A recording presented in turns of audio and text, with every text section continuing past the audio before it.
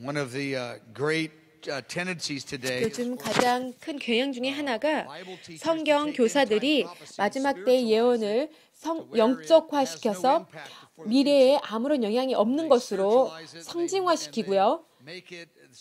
그래서 이것이 이미 고대에 이루어진 것이라고 얘기하는 것, 그리고 이제 앞으로 미래에 어떤 것도 준비할 필요가 없다라고 얘기하는 것입니다. 이것이 가장 비극이고 큰 재난이라고 그리스도의 몸 가운데 비극이라고 생각합니다. 다니엘과 계시록뿐만이 아니라 이 마지막 때의 예언 150장, 성경의 150장이나 되는 이 마지막 때의 그 주요한 주제에 대해서 얘기하고 있는 150장의 성경 말씀을 이것을 줄여서 상징화시키고 그리고 이것을 우리의 미래에서 제한다는 것이 아주 큰 상실이라고, 그리스도의 몸의 상실이라고 저는 생각합니다. 그래서 다른 1000여 명의 다른 성경 교사들과 함께 저를 포함해서 이것이 정말 문자적으로 하나님의 말씀을 존경하고 하나님 말씀하시는 그 의미대로 이것을 액면가로 받아들이는 것에 대해서 우리가 힘쓰고 있습니다. 우리가 가장 중요한 주제 중에 하나인 멸망에 가증한 것에 대해서 우리가 보겠는데요. 우리가 이것을 기본적인 이해, 이것에 대해서 우리가 알아야 될 필요가 있습니다. 그 이유는 무엇이냐면 예수님이 가장 말씀하신 가장 위대한 교사, 선지자보다 예언자보다 더하신 분이시죠. 교사보다 더하신 분인데 하나님이시고 완전하신 인간이신데 그 이분께서 가장 멸망에 가증한 것에 대해서 이해하라고 말씀하셨고 마태복음 24장에서 말씀하셨습니다. 마태복음 24장이 주님의 가장 주요한 그 마지막 때 지침 중에 하나인데 그때 말씀하신 것이 너희가 다니엘서에 말씀한 이것을 이해하면 내가 얘기한 많은 다른 것들을 이해하게 될 것이다 라고 얘기합니다. 그래서 멸망에 가증한 것, 이것이 이제 다니엘서에 나와 있는 것을 주님께서 인용하신 것이에요. 우리가 이제 이것에 대해서 많이 인용할 것입니다. 오늘 공부 가운데 마태복음 24장 15절입니다. 그러므로 너희가 선지자 다니엘이 말한 바 멸망에 가능한 것이 거룩한 곳에 선 것을 보거든. 이것을 볼 것입니다. 어떤 특정한 세대에 그리고 믿는 자들, 멀리 있는 자들조차도 이것을 보는 그때가 있을 것입니다. 그 다니엘서가 얘기했던 그것을 4번이나 주님께서 말씀하셨어요. 우리가 그 4 성경 구절을 다 볼 것입니다. 그 멸망에 가증한 것이 거룩한 것에 선 것을 본 것은 이것이 핵심 구절 중에 하나입니다. 주님께서 말씀하신 것이 그 마지막 때의 적그리스도의 상이 거룩한 곳에 선하는 것이요 성전이죠. 재건된 성전이죠. 이 예언이 이루어지기 위해서는 그 성전이 다시 재건되어야 돼요. 그렇지 않으면 이 상이 설 수가 없는 것이죠. 그래서 이제 멸망에 가증한 것이 그 거룩한 것에 선 것을 보거든. 16절입니다. 그곳에 그 예루살렘 지역에 있는 사람은 도망해라 라고 얘기하신 것입니다. 왜냐하면 가장 상상할 수 없는 그 고난이 임할 것이기 때문에 라고 얘기하고 있습니다. 주님께서 21절에 얘기할 창세부터 지금까지 이런 환란이 없었고 이후에도 없으리라 말씀하십니다. 주님께서 이제 정치적이고 정교적인 이 사건을 이것이 주님께서 가장 주요하게 포인트 하시는 것이에요. 그래서 그리스도 몸에 믿는 자들이 이것을 알게 될 것이다. 깨닫게 될 것이다. 주님께서 이제 그 멸망에 가증한 것이 주님의 그 가르침에 대한 것이 주님이 다시 오실 때 그 재림의 때에는 그 모든 이제 세계를 가득히 채울 것인데 많은 사람들이 이해하지 못할 수도 있어요. 근데 이게 그냥 무거운 어떤 주제만이 아니라 이것이 이해돼야 되는 주제인 것입니다. 주님께서 이제 15절 다시 읽겠습니다. 너희가 멸망에 가증한 것이 거룩한 것을 선 것을 보거든. 선지자 다니엘이 말한 바 읽는 자는 깨달을진저라고 주님께서 권고하시죠. 이것의 암시를 너희가 깨달으라 라고 읽는 자는 깨달을진저, 이것이 의미하는 것입니다. 주님께서 이제 다니엘이 4번 그 성경 구절에서 얘기한 이 멸망에 가증한 것, 읽는 자는 깨달으라고 얘기하죠. 근데 이제 여기에서 상이라고는 나와 있지 않은데 그 다음 이제 성경들을 보면은 이것이 분명하게 상인 것입니다. 주님께서 이제 가장 큰 환란의 사인 증조는 무엇입니까? 멸망에 가증한 것입니다. 그 멸망에 가증한 것이 거룩한 곳에 선 것을 보면 그거 서기 전에는 큰 환란이 있을 수 없는 것입니다. B 단락입니다. 예수님께서 분명하게 말씀하셨죠. 다니엘의 멸망에 가증한 것이 아주 핵심적인 그 중심의 사건이라고 되었습니다. 마태복음 24장에서 말씀하셨죠. 주님께서 이제 계속 인용하신 것, 이것이 가장 주요한 정치적인 종교적 사건이고 이것이 이루어질 것이다 라고 얘기하는 것입니다. 정치적이고 종교적인 것이에요. 주님께서 가장 한 가지 말씀하신, 인정한, 확인한 사건인 것입니다. 많은 징조들과 트레지들이 있어요. 근데 주님께서 이 사건이, 주님께서 말씀하신 멸망에 가증한 이 사건이 주님께서 포인트하신 사건인 것입니다. 다른 이제 암시들이 있어요. 이것에 관련해서. 근데 성경에서 이제 그 24장에서 읽는 자는 깨달을진저라고 얘기하시는 이유가 많은 암시들이 있기 때문입니다. 그것에 대해서 그 멸망한 가증한 것을 깨달은 것뿐만이 아니라 그것이 가진 많은 다른 깊은 의미들, 암시들을 깨달으라는 것이죠.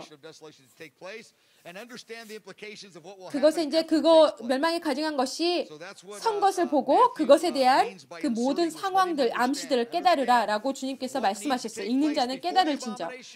그것이 무엇이 멸망에 가증한 것이 서기 전에, 그 전에, 그리고 이후의 것들을 주님께서 깨달으라고 우리에게 공고하시는 것입니다. 시달락입니다. 그 이스라엘이 멸망에 가증한 것이, 그것이 서기 위해서는 나라가 돼야 되고요. 그리고 예루살렘이 그 나라의 것이 속해야 되는 것입니다. 그래서 이 말씀이, 그 마태복음 24장 말씀이 이루어지기 위해서는 나라가 되어야 되는 것. 많은 이제 2000년 동안 그것이 불가능한 것처럼 보였어요. 성경학자들 불가능하다고 했죠. 그리고 이스라엘이 국가가 되어야 될 뿐만이 아니라 예루살렘이 이스라엘 관할에 있어야 되는 것입니다. 1948년에 이스라엘 국가가 되었고요. 1967년, 그 20년 그 후 정도에 이게 이스라엘이 예루살렘이 이스라엘 관할이 되었던 것입니다. 그래서 예루살렘이 되어 있고요. 그리고 성전이 그 원래 위치했던 솔로몬 성전에 다시 세워져야 된다는 것입니다. 이것이 유대인들에게 아주 중요한 것입니다. 그리고 나서 그 모세 율법에 따라서 제사가 드려져야 한다는 것입니다. 그것이 이제 그 제사가 어떤 구원을 더 이렇게 빨리 가져오는 것이 아니죠. 구원에 영향을 주는 것이 아니지만 그들에게, 유대에게는 모세 율법에 따라서 제사를 짓는 것이 너무나 중요한 것입니다. 그 하나님을 두려워하는 그 유대인들은 그 하나님, 예수님과 관련이 해서 구원되지 않고 거듭나지 않은 그런 사람들이, 우리는 이제 예수님을 믿기 때문에 그것에 관련, 모세 제사 드리는 것에 관련하지 않지만 이것이 모세의 율법에 따라 드리는 제사가 하나의 징조가 또 될 것입니다. 그래서 이것이 이제 많은 암시 중에 하나들인 것이죠. 우리가 이제 또 유대인들이, 그들이 이제 땅이 있고요, 예루살렘이 있고요, 이제 성전이 아직 그 성전이 솔로몬의 자리에 있던 것이, 거기에는 황금 돔 사원이 있어요, 지금. 그리고 모슬렘에 이제 사원이 있는데 가장 하나님의 거룩한 그 자리에 황금 돔 사원이 지금 위치하고 있는 것이에요. 예수님이 이걸 알았으면 예언하지 않았을 텐데요, 라고 얘기할 수 있어요.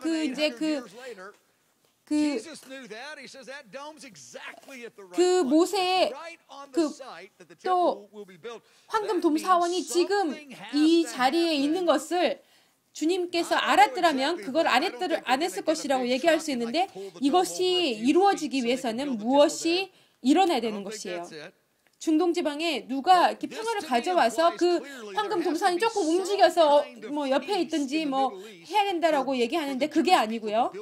어떤 일이 일어나서 성전이 그 부분에, 그 정확한 위치에 세워져야 되고, 그러려면 정말 중동 지방에 완전한 평야 조약이, 어떤 정말 거대한 평야 조약이 이루어지는 것입니다. 그러기 전에는 이루어질 수 없죠. 성경에서 말씀하시는 것이 2번 단락입니다. 적그리스도는 이 일을 일어나야 하게 할 많은 나라들과 조약을 맺을 것이랍니다. 그분이 많은 조약을 많은 나라들과 맺을 것이고요. 이게 유대인들과 그리고 이슬람 리더들과 그런 많은 조약들이 있을 것이에요. 정치적인데 많은 나라와 연관된 정치적인 조약을 맺을 것입니다. 3번 단락입니다. 멸망에 가증한 것은 그 가장 하나의 핵심적인 사건 중에 하나인 것이에요. 예수님이 우리가 이 끔찍한 가증하고 관련된 여러 가지 사건들을 이해하도록 돕기 위해 강조하신 하나의 핵심적 사건입니다. D단락입니다. 멸망에 가증한 것은 성경에서 8번 언급되고 있습니다. 다니엘이 이런 형태의 구제를 이게 이제 좀 다른 표현이지만 4번 사용했습니다. 우리가 이제 그것을 보겠어요. 2번이 예수님이 이제 그것을 인용하셨어요. 다니엘서에 있는 것을 2번 인용하셨죠. 그리고 사도 바울이 정확한 그 언어를 사용하지 않았지만 또 사용했고요. 요한도 정확하게 하지 않았지만 묘사를 했어요. 그 멸망한 가증한 것에서 이제 다니엘서에 4번 나왔죠. 그리고 예수님이 2번 말씀하셨고요. 그리고 이제 또 다른 이제 예수님이 인용하신 두 번, 그리고 바울이 묘사했고 요한이 또 묘사한 그것에 대해서 이것을 함께 다 비교해 보면 그것은 이제 우리가 그것을 순종하고 그것에 대해서 읽는 자가 깨닫게 그 암시를 깨닫게 하도록 하는 것입니다. 그래서 우리가 지금 그것을 우리가 이 과에서 하고 있는 것입니다. 그래서 이 8개의 모든 것을 다 비교해 보고 다른 이제 부분들을 모든 하나하나가 다른 부분들을 우리에게 주기 때문에 우리가 이걸 모두를 다 비교하면서 공부해야 될 필요가 있습니다. 2단락입니다. 마태복음 24장에서 예수님께서 마지막 때 가장 자세히 설명해 주시는 그 가장 자세한 성경 성경 구절 중에 하나예요. 주님께서 다니엘서의 그 성경 마지막 때 예언을 너무 감사하게 여기셨죠. 그래서 주님께서 다니엘서를 하이라이트 하셔서 계속해서 말씀하셨다는 것입니다. 이게 아주 직접적인 인용이 있어요. 그 멸망에 가증한 것, 다니엘이 얘기했던 그것을 이해해라 라고 주님께서 말씀하셨고요. 그리고 이제 또 21절 몇 절 아래에 주님께서 얘기하는 거 큰 환란, 그 전에도 없었고 후에도 없을 큰 환란에 대해서 그것도 다니엘서 12장 1절에서 가져온 것입니다. 주님께서 21절에서 마태복음 24장 21절에서 또 다니엘서에 그것을 인용하신 것입니다.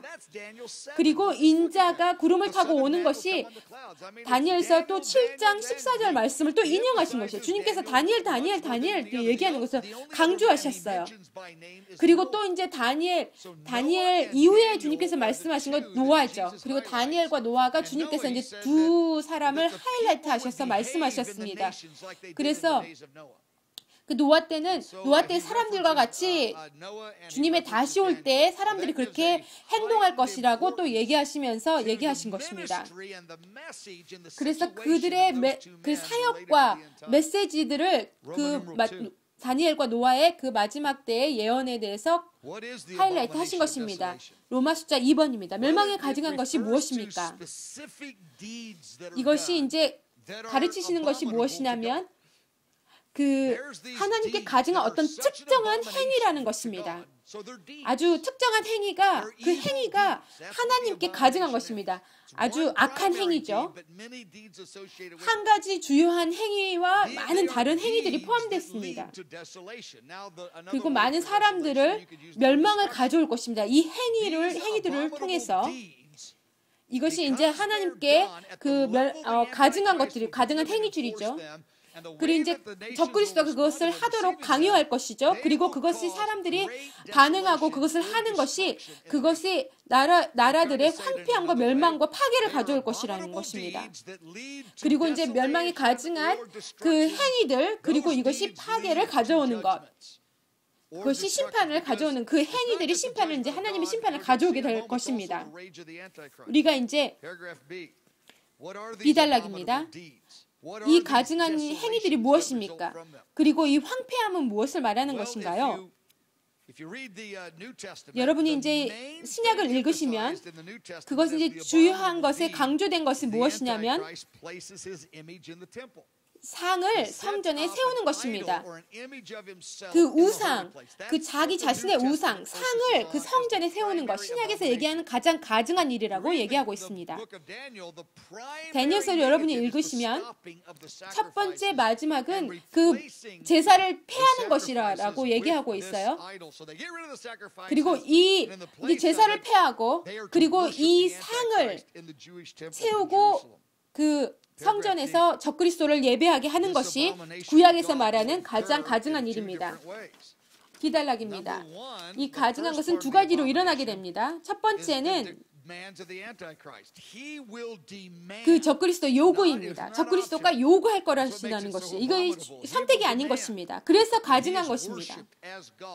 그 하나님처럼 자기를 예배하도록 요구를 할 것입니다. 그래서 이제 우상을 성전에 세우죠. 우상을 세우죠. 이것이 이제 그게 상을 세우는 것뿐만이 아니라 그 자신이 적그리스도가 그 성전에 가서 자기가 하나님이라고 예배하라고 요구하는 것입니다. 그것이 이제 우상만이 아닌 거예요. 그 자신이 그게 이제 항상 성전에 이게 열방을 다스리니까 그곳에 항상 있을 수 없지만 자기가 자기 보좌를 그곳에 세워서 그래서 거기에서 열방의 예배를 받는 것입니다. 요구를 하는 것이죠. 두 번째 가증한 것은 무엇입니까? 수억의 사람들이 요구를 받아들일 것이라는 것이에요. 그 한 가지 이제 요구하는 것이 한 가지일 수도 있는데 수억의 사람들이 우리가 이제 아주 많은 숫자, 우리가 정확한 숫자는 모르지만 그것을 요구를 받아들일 것이라는 것이에요. 그것이 하나님께 가증한 일이 될 것입니다. 그건 이제 적그리스도가 가증한 것을 행하고요. 그것에 반응함으로 사람들이 가증한 것을 행하는 것입니다. 그래서 이제 그것이 이제 죽음을 위협하는 것이죠. 그 요구가. 근데 그것이 사람들이 그것을 예배하는 것이죠. 그리고 이제 이단락, 황폐함은 또 두 가지로 일어나게 될 것입니다. 1번 단락입니다. 적그리스도가 황폐케 하는 것입니다. 근데 사람들이 이제 도시에 많은 사람들이 노라고 얘기를 할 것이죠. 우리가 경배를 하지 않을 거야. 근데 적그리스도가 그럴 것이죠. 너는 선택 사항이 없어. 노가 무엇이니? 라고 얘기할 것이라는 것이죠. 그래서 그 거부하는 사람들을 찾아서 파괴할 것이라는 것입니다.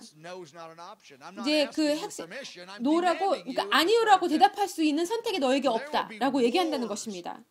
그래서 전쟁이 있을 것이고요. 그 적그리스도의 권세를 놓고 아주 전쟁이 일어날 것이라는 것입니다. 그 예배로 요구되는 그것 때문에 전쟁이 있을 것이라는 것이에요. 적그리스도가 그때는 모든 열방에 영향을 미치고 있을 거예요. 근데 어떤 나라는 더 많은 영향을 가지고요. 어떤 나라는 적게 가질 것인데요. 얼마 숫자가 될지는 모르는데 아주 많은 숫자를 그가 이제 다스리고 통치하고 있을 것이에요. 이제 230 정도의 나라가 있어요. 그 어떻게 이제 나라를 정의하느냐에 따라서 숫자가 달라질 수 있는데 적그리스도가 그 238개 정도 그 나라 중에 10개가 지금 적그리스도를 섬기고 있죠. 그리고 이제 그곳에서 근데 어떤 나라들은 자원함으로 그 적그리스도 아래에 나올 텐데 어떤 나라들은 노라고 얘기할 것이라는 것입니다. 섬기지 않겠다고 얘기하는 나라들이 있을 것입니다. 그 영향력에 대해서 얘기하는데 그 온전한 그러니까 정치적인 정복이 있을 거라는 지배가 있을 것이라는 거예요. 모든 나라에서 그 많은 나라들 가운데서 어떤 나라는 경배할 거지만 어떤 나라는 끝까지 거부를 당하는 그런 나라들이 있을 거라는 것입니다. 그래서 많은 이제 역사적으로 그 유명한 독재자들, 정복자들을 보면은 그것과 비교해서 적그리스도는 10배, 100배가 되는 그런 왕국을 가질 것인데 그래서 그 적그리스도에 대해서 대항하는 자들에게 이제 전쟁을 황폐케 할 것입니다. 그래서 이제 너가 선택할 수 없다라고 얘기하는 것이에요. 이제 또 다르게 황폐를 가져오는 것이 무엇이냐면 두 번째 단락 하나님이 황폐케 하실 것이라는 것입니다. 이제 적그리스도가 자기를 반대하는 자들을 황폐케 하면 하나님은 그 적그리스도를 경배하는 것을 동의하지 이해하는 사람들을 황폐케 할 것이라는 것입니다. 이 두 가지가 다 황폐케 되는 것이죠. 그래서 여러분이 이제 큰 그림을 가지기 바라십니다. 로마서 3번입니다. 우리가 이제 더 자세히 멸망이 가증한 것에 대해서 보겠습니다. 이제 요한계시록 13장에서 요한이 이제 묘사했죠. 멸망이 가증한 것을. 그리스도 그 멸망에 가증한 것이 그리스도인의 영화 가운데 성경 영화 가운데 나타나는 것 중에 하나인데 그냥 이게 놀랍다 이렇게 하는 것인데 이것이 정말 우리가 이해하는 것이 정말 중요한 것이라는 것입니다. 이게 이제 핵심적인 것 가운데서도 이게 가장 핵심적인 중심이 되는 그 시대의 증표가 될 것이라는 것입니다. 요한이 이제 묘사한 것이 있죠. 두 가지 요소를 가지고 묘사를 했습니다. 그것은 이제 첫 번째는 상을 얘기했고요. 그 다음에는 이제 마지막 적그리스도의 짐승의 표에 대해서 얘기하고 있습니다. 그래서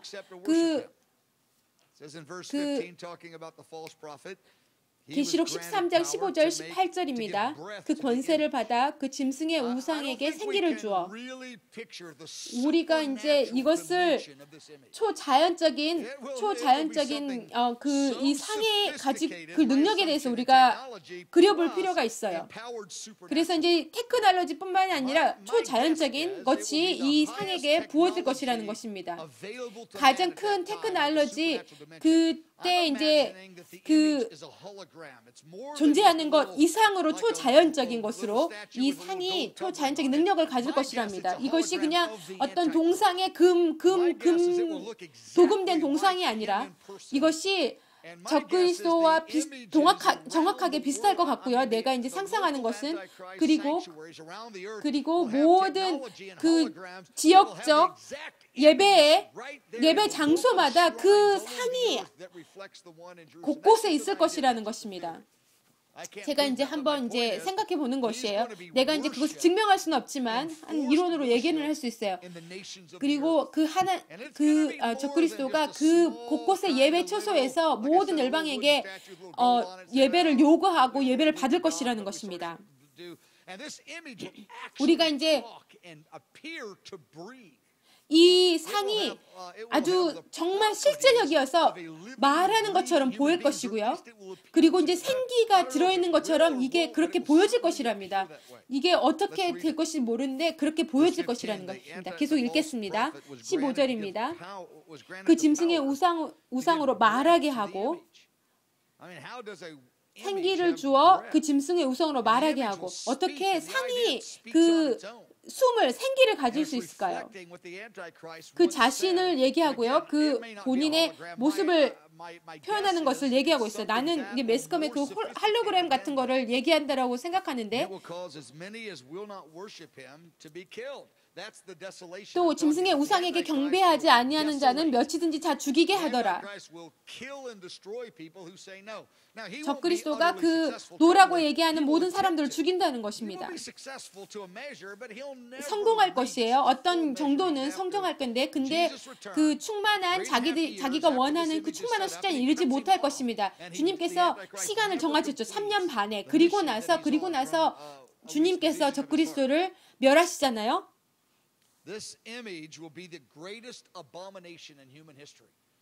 이 상이 가장 인류 역사에 가장 가증한 것이 될 것입니다.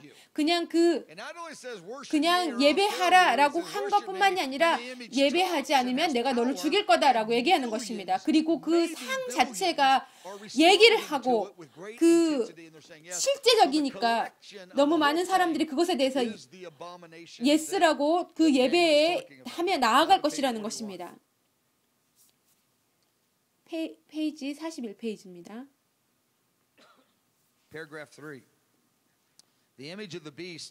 수리단락입니다.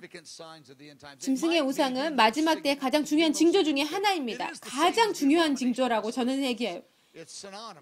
이거지 짐승의 우상은 멸망에 가증한 것과 같은 것이에요. 그 가장 중요한 것이라고 하나라는데 그것에 대해서 이제 우리가 이제 가장 중요한 것이 몇 개가 있을 수 있는데 10번이나 성경에서 주목할 만한 숫자인 것이죠. 아주 상세한 그 예언으로 10번이나 나와 있는 것입니다. 이것은 너무나 놀라운 숫자예요. 그 강조죠. 그 성경에서 얘기하는 것. 10번을 얘기한다는 거 여러분 상상이 되십니까? 나는 어떤 다른 사건이 이것만큼 강조된 것을 본 적이 없어요. 어떤 이제 2번 정도 강조된 건 있는데 우리가 이제 그 다른 것이 또 이제 중요한 것이 있을 수 있지만 여기에서 우리가 얘기하는 것은 아주 이해하는 것이 마지막 때의 징조 중에 하나로 우리가 이해하는 것이 아주 너무나 중요한 것입니다. 곧 4번째 단락입니다. 짐승의 표입니다. 이것이 여러분이 이제 그 짐승의 표 여러분 알죠? 이해하는 것은 그 적그리스도에게 충성하는 사람들, 예배하는 사람들을 나타내는 그 표라고 여러분 알고 있죠? 그리고 누가 살 수 있고 필수품을 사거나 팔 수 있는지를 허락되는 것을 확인할 수 있습니다. 근데 표가 없으면 필수품을 살 수 없어요. 이 초자연적인 그러니까 믿는 자들에게 있을 거라고 생각해요. 초자연적인 기적들이. 그리고 이제 그 40년 동안 주님께서 모세의 광야에서 이스라엘을 먹이셨던 그러한 일들이 있을 것이라고 저는 믿습니다. 예수님이 3번 그 다른 사건으로 음식을 배가시켜서 기적을 이루신 것이 우연이 아니라고 생각해요. 아주 그 동일한 기적을 3번이나 주님께서 이루셨어요. 그 음식을 배가시키는 이것이 작은 것이 아니고 아주 중요한 것입니다. 우리가 음식을 배가시키는 그 일들이 기적들이 있을 것이에요. 근데 모든 사람들이 그들이 원하는 것을 다 가질 것이라고 생각하지 않아요. 그곳에서 그때 핍박 가운데 있는 사람들이 있죠. 누가 구원받고 누가 그러지 않을지는 우리는 모르지만 근데 초자연적인 그런 공급들이 이제 경제적 공급들이 있을 거라고 생각합니다. 근데 짐승의 이 표를 거절하면 그 나라의 범죄자로 간주될 것입니다. 이것이 이제 가볍게 여길 것이 아닙니다. 종교 광신자로 얘기할 것이에요. 그때는 이것에 대해서 거절하는 자는 종교 광신자로 평화를 깨는 사람들로 범죄자로 그때 간주될 것입니다. 그래서 이 아주 놀라운 리더가 그 어떤 사람도 가져오지 않은 연합을 가져왔는데 이것을 반대하는 자로 범죄자로 간주될 것입니다. 우리가 이제 그 연합을 기도했고 노력했고 근데 그 연합이 마침내 이루어졌는데 그것을 방해하는 자로 그 악마로 간주돼서 이게 나라 전 세계 평화가 가져왔는데 그리고 안전이 왔는데 그리고 이제 그 평화가 안전이 그 어떤 때보다 아주 실질적으로 나타날 텐데 그 테러를 일으켰던 나라들이 이제는 친구처럼 될 건데 근데 그것을 일으킨 사람을 너가 악마라고 얘기하면서 우리가 이제 그 연합을 위해서 우리가 기도했잖아. 우리가 이 평화를 위해서 기도했잖아. 근데 예수님께 고맙다고 하지 않고 어떻게 그럴 수가 있느냐라고 많은 믿는 사람들도 그것을 이제 믿음에서 떠날 것이라는 것입니다. 그래서 우리가 이해하는 것이 이것을 이해하는 것이 중요한 것이 뭐냐면 성경의 이야기들, 스토리 라인을 우리가 아는 것이 너무나 중요합니다. 그래서 우리가 그때 그 사람들이 믿음을 떠나는 사람들이 예수님을 좋아한다고 사랑한다고 얘기하는 사람들인데 근데 그 사람들이 그 모조품 적그리스도의 그 모조품에 빠져들 수 있다는 것입니다. 그래서 진정으로 믿는 사람들을 광신자로 여기고 미혹돼서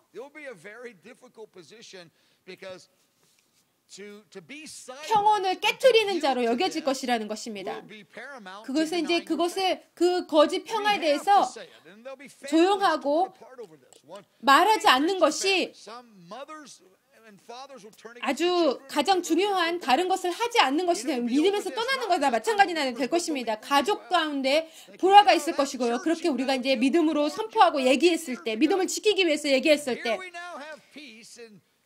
이제 우리가 이제 그 전에 우리가 그 평화를 위해서 이것을 위해서 기도했는데 우리 아이들이 평화를 누리는 것을 너가 원치 않는다고 하면서 그 반대로 또 그러면서 가족 간에 또 불화가 있을 것이라는 것입니다. 이것이 모든 이제 이야기, 이제 성경 영화 중에서 그래서 많이 나오는 이야기들을 써요. 이것이 이제 아주 드라마적인 이야기라고 막 그냥 나올 수 있는데 이것이 정말 실제적인 것이랍니다. 이것이 레프트 비하인드 무비, 그냥 우리가 그냥 팝콘을 먹으면서 그냥 재미있는 보고 또 팝콘 그 풋볼 게임도 보고 이런 그런 캐주얼을 가볍게 할 수 있는 것이 아니라는 것입니다. 내가 이제 사람들이 너무나 이 거대한 이 심각함, 이을 사람들이 이해하지 못해요. 내가 이해했다라고 얘기하고 않아요. 근데 우리 인간의 삶을 아주 안전하게 바꿀 그런 사건인 것입니다. 데살로니가 후서에서 사도 바울이 얘기하고 있어요. 2장 3절 9절입니다. 누가 어떻게 해도 너희가 미혹되지 마라. 먼저 배교하는 일이 있고 저 불법의 사람 적그리스도를 이제 사도 바울이 두 가지로 얘기하고 불법의 사람과 멸망의 아들이라고 얘기하고 있어요.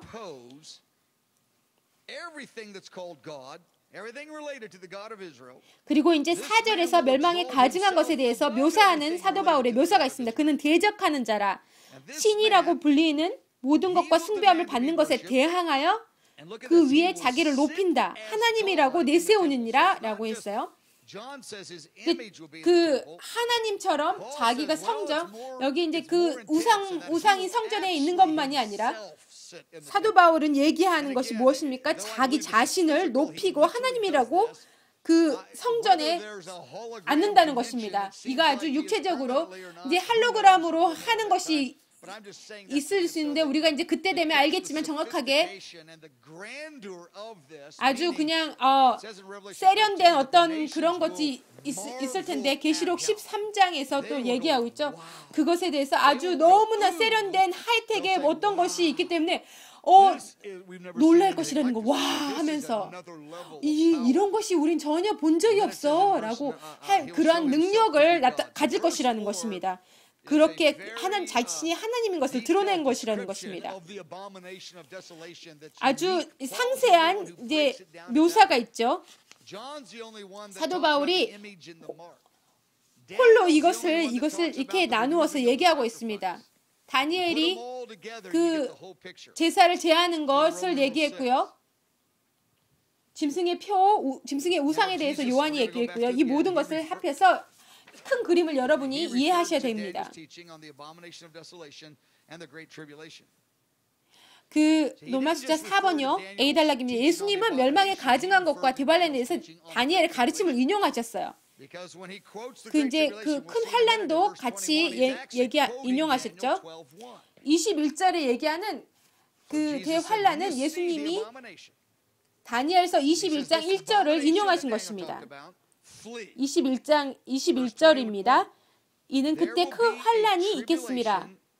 16절부터 그때 유대에 있는 자들은 산으로 도망할지어다. 이는 21절 이는 그때 큰 환란이 있겠습니다. 창세로부터 지금까지 이런 환란이 없었고 후에도 없으리라 라고 얘기하고 있어요. 그 다니엘이 천사로부터 받은 것을 주님께서 정확하게 인용하시면서 주님이 거기에 더해서 설명하시는 것입니다. 이 환란 전에도 없었고 후에도 없으리라. 전혀 전무후무한 이러한 그 환란에 대해서 얘기하고 있죠. 그리고 주님께서 22절에 주님께서 이제 예언하시죠. 그 날들을 감하지 아니하면 모든 육체가 구원을 얻지 못할 것이나 라고 얘기하십니다. 여기에서는 육체의 구원에 대해서, 육체의 죽음에 대해서 얘기하는 것입니다. 이게 20년, 3년 반 대신 20년, 내가 이제 무작위로 20년이라고 얘기하는데요. 20년 동안 남는다면 스탈린이 30년을 했죠. 3년 반을 그러니까 3년 반의 이 환란이 아니고 정말 더 길어졌다면 그 어떤 인간도 살아남지 않았을 것이라고 하는 것입니다. 이것이 너무나 그 강도가 심한 얘기죠. 다니엘이 얘기했죠.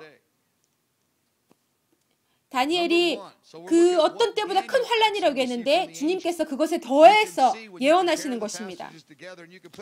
대환란에서 주님 이제 다니엘서 12장 1절과 이제 마태복음 24장의 큰 환란에 대해서 여러분이 비교해서 더 분명하게 보시기 바랍니다. 이제 천사가 다니엘에게 얘기하죠. 다니엘서 12장 1절에 그때 큰 환란이 있으리니 이는 개국 이래로 그때까지 없던 환란일 것이며 그때 네 백성 중 책에 기록된 모든 자가 구원을 받을 것이라.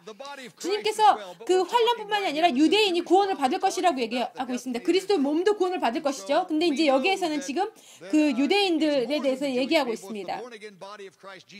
이것이 이제 우리가 알죠. 또 거듭난 모든 그 그리스도의 믿는 자들, 주님이 오실 때는 휴거돼서 주님과 함께 있을 것이라 아는데 그때 이제 다니엘에게 유대인들이 이것에 대해서 확신해라. 하나님의 인자, 구름 위로 그 인자가 구름에 있었던 그 인자가 올 것인데 그 자가 구원할 것이다. 너희 백성을 구원할 것이다 라고 얘기하는 것입니다. 이번 단락 모든 육체가 구원을 얻지 못할 것이다 라고 했죠. 내가 이제 생각해 보는데 내가 현재 10에서 15개의 이제 성경 구절을 생각할 수 있는데 여기에 이제 3개만 제가 골라서 담았어요. 이것에 대해서 심각 그 무게에 대해서 그 치사율, 사망률에 대해서 이제 큰 환란 동안 있을 사망률에 대해서 이제 그 무게를 실어주는 알려주는 성경 구절입니다. 계시록 19장 5절입니다. 내 천사가 놓였죠. 사도 요한이 봅니다. 그들이 사람의 3분의 1을 죽이기로 준비된 자들이라고 되어 있습니다. 3분의 1이 그 인간의 3분의 1이 얼마인지 아세요? 인류의? 그게 20억 명 정도 되는 것입니다. 뭐라고요? 라고 할 그만한 숫자죠. 그 이제 신학자들, 주석가들이 얘기하고 있죠. 이것을 이제 그 숫자가 엄청난 숫자이기 때문에 그 아주 압력을 받는 거예요. 이것을 상징화 꼭 시켜야 되는. 근데 엄청난 숫자이기 때문에 내가 이제 많은 이제 사람들이 이제 액면가로 받아들이는 것을 또 보는데 어떤 사람이 이렇게 끔찍한 일이 일어날 수 없어 이렇게 하면 상징화시키는 사람이 있는데 여기에서는 액면가로 이것이 하나님 말씀하신 것입니다. 예레미야 25장 33절입니다. 그날에 여호와께서 죽임을 당한 자가 땅 이 끝에서 땅 저 끝에 미칠 것이다 라고 되어 있습니다. 그리고 이제 이사야 24장 1절에서 6절의 말씀을 보겠습니다. 1절 보라 여호와께서 땅을 사람이 없게 공허하게 하신다라고 하는 것입니다. 땅이 온전히 또 공허하게 된다. 3절에 얘기하고 있습니다. 그 수백만의 사람들, 수십여 명에 비하면 많은 사람이지만 그 수십억 명에 비하면 적은 숫자죠. 근데 그 많은 사람들이 적그리스도에 반대하는 자들은 또 적그리스도에 의해서 죽임을 당하고 적그리스도를 예배하는 자는 하나님의 심판에 의해서 죽임을 당하고 이러면서 너무 많은 숫자들이 있게 됩니다. 어떤 사람들은 계시록의 심판이 너무 심해서 내가 그걸 좋아하지 않으려고 하는데 그 사람들은 적그리스도가 어떤 존재고 그 제국이 어떤 끔찍한 제국인지를 알지 못하는 사람이에요. 히틀러의 그 정권이 있을 때 그 연합군이 와서 그 히틀러 정권을 무너뜨렸을 때 그 얼마나 기뻐했는지 그것을 기억하셔야 됩니다. 어떤 사람들은 이제 계시록을 읽으면서 너무 무서워라고 얘기하는데 아니에요. 이거 아닙니다. 잘못 읽으셨어요. 그 세 개의 그 심판 시리즈는 임심판, 나팔심판, 대접심판은 적그리스도 제국을 위한 것입니다. 기도하는 교회가 그것을 풀어내는 것입니다. 애굽의 그 10가지 재앙을 모세가 풀어냈던 것처럼 기도하는 교회가 이제 풀어낼 것이에요. 403의 성경 말씀이 있는데 400개라고 해요. 그러면은 거기에서 12개만이 환란에 대해서 얘기하고 있습니다. 3%만이 그 계시록의 3%만이 그 환란에 대해서 그 핍박, 그러니까 그 믿는 자들이 받을 핍박에 대해서만 얘기하고 있고요. 다른 것은 하나님의 심판, 적그리스도 그 아주 사악한 제국, 이 땅에 있을 사악한 제국에 부어질 하나님 심판에 대해서 남은 성경 구절들이 얘기하고 있다는 것입니다. 페이지 42페이지입니다. 페이지 42페이지요. 내가 이제 가장 중요한 주제 중에 하나인데요. 마지막 적그리스도 멸망에 가증한 것에 대한 것입니다. 이것이 그 추수와 연관되어 있다는 것입니다. 그 마태복음 24장 14절 15절입니다. 이 천국 복음이 모든 민족에게 증언되기 위하여 온 세상에 전파되리니 그때야 끝이 오리라. 15절 그러므로 너희가 선지자 다니엘이 말한 바 멸망에 가증한 것이 거룩한 곳에 선 것을 보거든. 비달락입니다. 역사상 가장 큰 혼란과 대립이 되는 그 시간대에 그 복음이 온 세상에 권능으로 전파되는 것이 주님께서 연결해서 말씀하셨다는 것입니다. 역동적인 관계가 있다는 것입니다. 15절에 그러므로라고 되어 있죠. 여러분 그러면 그 전으로 가야 돼요. 그 그러므로가 뭔지를 알려면 여러분 이제 그 전체 그냥 한 구절 전이 아니라 그 전체의 패시지를 알아야 되는데 주님께서 얘기하죠. 천국 복음이 모든 민족에게 능력으로 가기 위해서는 가고 난 다음에 그러므로 너희가 라고 얘기했죠. 이것을 함께 주님께서 관계시켜서 얘기하고 연결시켜서 얘기하고 있다는 것입니다. 그 권능으로 복음이 전함되면 그때는 그 미혹이 엄청나게 높은 미혹이 있을 것이고요. 그리고 하나님의 이제 사람들이 그 미션에 헌신된 선교에 헌신된 사람들은 그 미혹과 순교가 엄청나게 그 높아진 그때에 하나님의 복음이 능력으로 전달된다는 것입니다. 많은 사람들이 15절 있죠. 그 15절에서만 해요. 그 전에 말씀을 읽진 않아요. 근데 이것이 복음의 그 권능과 추수와 그 순교와 미혹이 증가되는 그 시기에 대환란과 연결되어 있다는 것입니다. 그 가장 큰 능력의 미혹이 무엇이냐면 핍박의 위협이 무엇이냐면 그것이 모든 열방의 복음이 전파되는 그 시간대와 같은 시간대와 연결이 되어 있다는 것입니다. 로마서 6번입니다. A단락 가증한 것에 대한 다니엘의 예언들이죠. 멸망에 가증한 것에 대한 예언들 4번 언급되어 있습니다. 멸망에 가증한 것이 이 구절들은 이제 다른 이제 예수님이 얘기한 2번 말씀하신 것과 그리고 이제 복음서에 예수님이 2번 얘기했고 그리고 바울과 요한이 2번 언급한 것과 연결해서 이 다니엘서에 4번 언급된 멸망에 가증한 것을 봐야 됩니다. 비달락입니다. 멸망에 가진 것은 세워져야 돼요. 그리고 이제 그 매일 드리는 제사가 폐하진다라고 얘기했죠. 그리고 이제 세워진다. 이 멸망에 가증한 것이 1290일 동안 이제 이것이 멸망에 가증한 것이 세워진다라고 했습니다. 많은 이것에 이제 이 말씀에 아주 많은 다른 층들이 있어요. 많이 다른 암시하는 것들이 있다는 것입니다.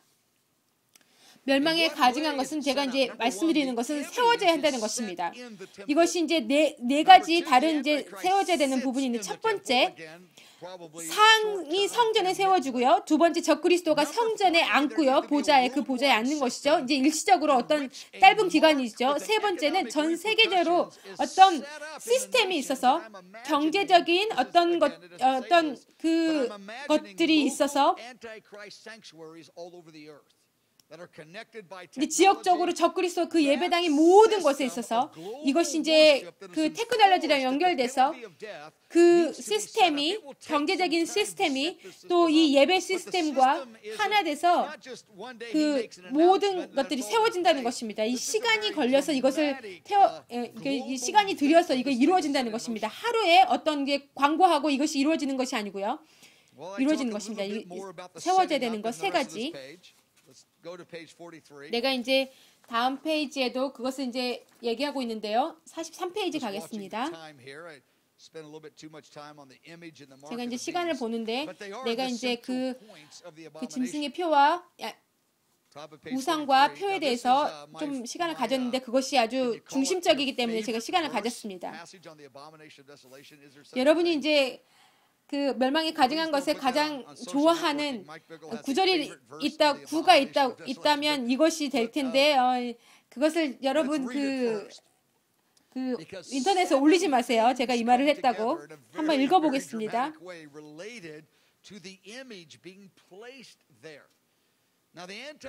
그 적그리스도의 우상이 그곳에 세워진 거에 관련해서 그 한 7가지 일이 이제 있는데 그 이제 성전에 그 적그리스도 우상가 세워지는 것을 얘기하죠. 다니엘은 그걸 몰랐죠. 그 우상이라는 걸 몰랐는데 사도 바울과 사도 요한이 그것에 대해서 얘기합니다. 그리고 이제 그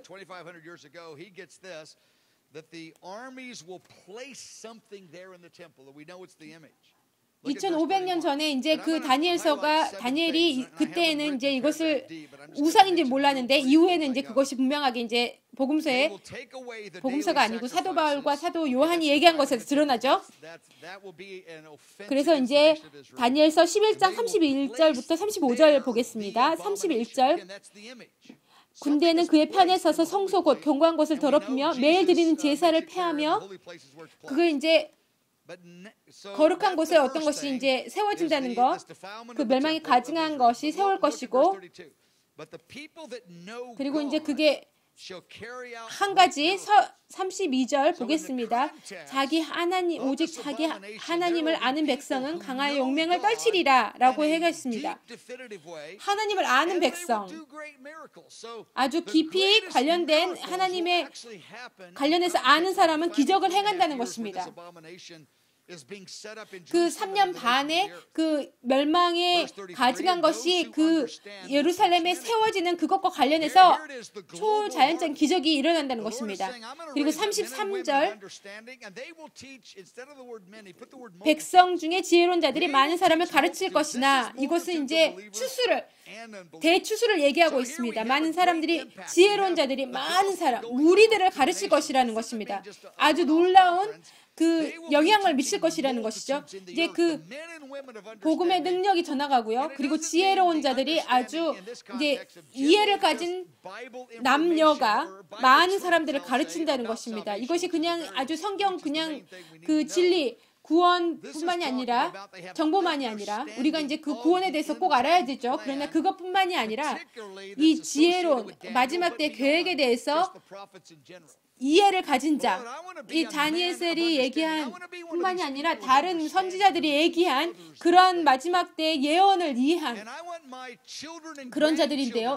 제가 이 지혜로운 자들 중에 하나이기 원합니다. 그래서 많은 자들 가르치기를 나뿐만이 아니라 내 자녀들이 지혜로운 자들을 많은 자를 가르치는 지혜로운 자들이기 원합니다. 여러분이 강단이 꼭 필요할 필요가 많은 사람을 가르치기 위해서 필요한 게 아니에요. 많은 다른 방법들이 있어요. 열방을 가르치는 것이. 여러분이 마음을 정하시기 바래요. 지혜로운 자가 되기를. 이것이 그냥 구원뿐만이 아니라 가장 중요한 것이죠. 그거 구원이. 근데 여기에서 얘기하는 것은 이해로운 자, 지혜로운 자, 이러한 이야기의 라인을 이해하는 자들이라고 여기에서는 얘기하는 것입니다. 34절, 그들이 몰락할 때, 순교할 때 도움을 조금 얻을 것이나 라고 하죠. 이제 조금 얻는다는 것은 이제 소수라는 것이에요. 그 이제 순교 당하는 자 중에 그 적은 숫자지만 초자연적인 구원을 얻을 것이라. 그거 이제 그 환란에서 벗어날 것이라라고 얘기하고 있습니다. 그리고 35절에 또 그들 중 지혜로운 자 몇 사람이 몰락하여 순교하죠. 그들이 이제 그 진리에 충성된 자, 신실하게 그 진리의 선자들이 몰락한다는 것이 순교한다는 것인데요. 무리 중에서 연단을 받아 정결하게 된다라고 되고 있습니다. 이제 그들이 이제 너무 기쁘게 자기 생명을 내려놓고 그들이 이제 그런 어떤 그 순교 위협에서도 연단을 받아 정결하게 된다. 교회를 정결케 할 것이라는 것입니다. 그 D와 E달락 보시면 이제 더 상세한 내용이 있습니다. 내가 이제 시간이 없어서요. 제가 이제 그 나머지는 이제 광고같이 이제 여러분에게 전해드리겠습니다. F단락입니다. 이제 제가 이제 이것을 간단하게 이제 얘기해 드릴게요. 여러분이 이것에 대해서 다시 이제 불을 지피시기를 바라는 것입니다. Next year in Daniel 102, this is Daniel 101. 페이지 44페이지입니다. We're going to break it down. But 이게 again, 이제 you need to have the 이게 foundation 지금 우리가 하는 understanding 것이 of this. 다니엘의 가장 기초가 되는 101 과정이고요. 다음 이제 올해 이제 내년에 102의 그 과정, 기본적인 두 번째 과정을 할 것입니다. 우리가 이제 더 많은 이제 그 105 더 위의 과정들이 있겠지만 우리가 지금은 101, 102에 머물러 있습니다. 그래서 우리가 이제 더 많은 그렇죠. 그 102에서는 더 상세하게 이런 것들에 대해서 나눌 것입니다. 44페이지입니다. 한 가지만 더 하이라이트하고 마칠 것이에요. One of the main things that Bible teachers do is they want to make this whole thing 이제 symbolic. 성경학자 교사가 하는 것 중에 하나는 이제 상징적으로 만드는 것이죠. 이것에 대해서 내가 이것에 대해서 여러분이 담대하게 그것을 거절하도록 말씀드리는 것은 무엇이냐면 그들이 이제 모든 이제 제사도 모든 이제 AD 70년에 이루어졌고 주전 70년에 이루어졌다라고 얘기하는 모든 이제 어떤 미래에 관련된 암시가 아무것도 없다라고 얘기하는 것입니다. 제가 이것에 대해서 얘기하는 150장 성경 그 주님이 다시 올 그 세대에게 주신 150장 마지막의 때에 대해서 말씀하신 주요 말씀 150장 이것이 우리에게 주신 하나님이 정말 그 최고의 그 선물인데 이것을 그냥 상징적이라고 줄인다는 것이 그것을 의미 없게 만든다는 것이 아주 큰 재난이라고 저는 생각합니다. 엄청난 실이고요. 그들을 이제 하나님의 그 안에서의 그 삶을 그리고 그들의 사역을 존중하지만 이것을 마지막 때 예언을 상징화로 한다는 것. 그래서 마지막 때 교회를 그리고 이제 로드맵이 지도가 없이 남겨준다는 것이 이것이 너무나 슬픈 일인 거예요. 하나님은 정말 너무나 이것을 분명하게 우리에게 알리기에 정말 질투하실 만큼 우리에게 알려주시기 원하신다는 것입니다. 여기에서 성전에 드려진 제사는 아주 실제적인 제사이고요. 이것이 아주 이해하도록 되어 있는 것이에요. 로마서 8번입니다. 이제 여기 과거에 이루어졌다고 하고 상징화시키는 사람들이 얘기하는 것이 많은 것은 무엇이냐면 이제 다니엘서 9장 27절에 대해서 27절 그가 장차 많은 사람들과 더불어 한 이래 동안의 언약을 굳게 맺고 이것에 대해서 이것이 적그리스도가 아니라 예수님이라고 얘기하는 것입니다. 그 성경 교사들 이것을 상징화시키는 사람들은 그가 그 일의 절반의 제사와 예물을 금지할 것이고 얘기하고 있죠. 이제 그 십자가의 죽음이 이것을 얘기한다라고 또 얘기하는데 그것이 여기서 얘기하는 것이 아니라는 것입니다. 여러분이 이제 이것이 지금 뭐 중요한 것이 아닐 수 있어요. 여러분이 이제 집에 가서 그리고 이제 여러분이 이제 봐서 상징화시키는 사람들의 그것을 한번 찾아보시면 이것이 이제 예수님이라고 얘기한 것을 여러분 보도록 여러분이 확인하실 수 있을 것입니다. 근데 그들은 이제 얘기하면 이것에 대해서 많은 다른 그 상세한 다른 말씀들을 그냥 무시하는 그러한 해석인 것입니다. 비달라고 우리가 함께 볼게요. 첫 번째는 그 이유, 예수님이 아닌 이유, 적그리스도인 이유는 무엇이? 예수님은 7년 조약을 맺지 않으셨어요. 영원한 언약을 맺으셨죠. 그렇죠. 여기에서 한 주라고 한 일이라고 하는 것은 7년이라고 하는데 주님은 7년 조약을 맺지 않으셨어요. 영원한 조약을 맺으셨어요. 두 번째는 예수님이 아닌 이유는 이 구절을 대환란과 자신의 재림을 아닌 주요한 징조로 지적하셨어요. 주님께서 마태복음에서 다니엘서에 가서 그것을 봐라. 그래서 대환란을 그것을 이해해라 라고 주님께서 말씀하신 거지. 이미 이루어진 것을 주님께서 말씀하신 게 아니죠. 씨달락입니다. 주님은 한 일의 절반의 그 제사를 폐하지 않으셨어요. 주님께서 로마가 40년 후에 이것이 폐해졌어요. 예수님이 아니었어요. 로마가 했습니다. 한 가지 더는요. 이 제사는 마지막 때 1290일 동안 폐해질 것이다 라고 되어 있어요. 43개월 이후에 이것이 폐해진다는 것입니다. 이것이 예수님의 때에 이루어진 게 아니죠. 이제 마지막 네 번째는 하나님의 심판이 진멸할 때까지 완성될 때까지 그 황폐하게 하는 자에게 쏟아지는 일은 예루살렘을 파괴한 디도 장군에 의해 역사적으로 성취되지 않았습니다. 여러분이 이제 이것이 내가 이제 많은 사람들 지금 잃은 것 같은데 여러분 가서 읽어보시고요. 여러분 이제 생명이 있으니까 힘들더라도 이것을 믿으시기 바랍니다. 아멘입니다.